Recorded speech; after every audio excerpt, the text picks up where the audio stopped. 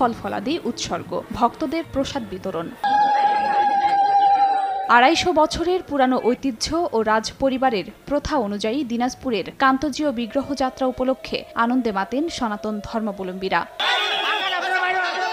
শুক্রবার সকালে কাহারোল উপজেলার কান্তজির মন্দির থেকে ঢেপা নদীপথে এ যাত্রা শুরু হয়। হাজার হাজার ভক্ত ও দর্শনার্থীরা এতে অংশ নেন। প্রায় ২৫টি নৌকার বহরে ৮ ঘণ্টার যাত্রা শেষে সন্ধ্যায় শহরের রাজাপাড়া ঘাটে পৌঁছাবেন তারা। সেখানে বিদায় জানানো হবে রাধাকৃষ্ণ দেবতাকে। আমাদের শ্রীকৃষ্ণের জন্ম আবির্ভাব তিথি, সেজন্য আমরা সকলে আসছি কান্তজিও মন্দিরে। মনের বাঞ্ছা পূর্ণ করার জন্য ঠাকুর যেন আমাদেরকে কৃপা করে, এই জন্য আমরা এই দিনে এখানে নদীতে উপস্থিত হয়ে ঠাকুরকে নৌকায় উঠাই দিই। কান্তজি থেকে রাজবাড়িতে যাচ্ছেন মূলত ৩ মাসের জন্য, তাও আবার নৌপথে।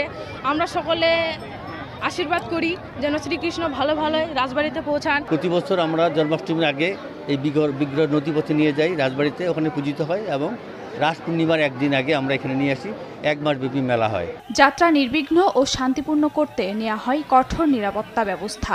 আমরা নদীপথ থেকে শুরু করে রাস্তা পর্যন্ত দিনাজপুর জেলা পুলিশের পক্ষ থেকে সার্বিকভাবে যত রকমের নিরাপত্তার ব্যবস্থা গ্রহণ করার কথা ছিল তার চেয়ে বেশি, যাতে আমাদের কোনো এখানে অপ্রীতিকর ঘটনা না ঘটে সেটা আমরা মোকাবিলা করার জন্য সব জায়গায় সব পয়েন্টে আমরা আমাদের ফোর্স মোতায়েন করেছি। কান্তজিও বিগ্রহ যাত্রা একটি বার্ষিক উৎসব। মনোবাসনা পূরণ ও পরিবারের মঙ্গল কামনায় ধর্মীয়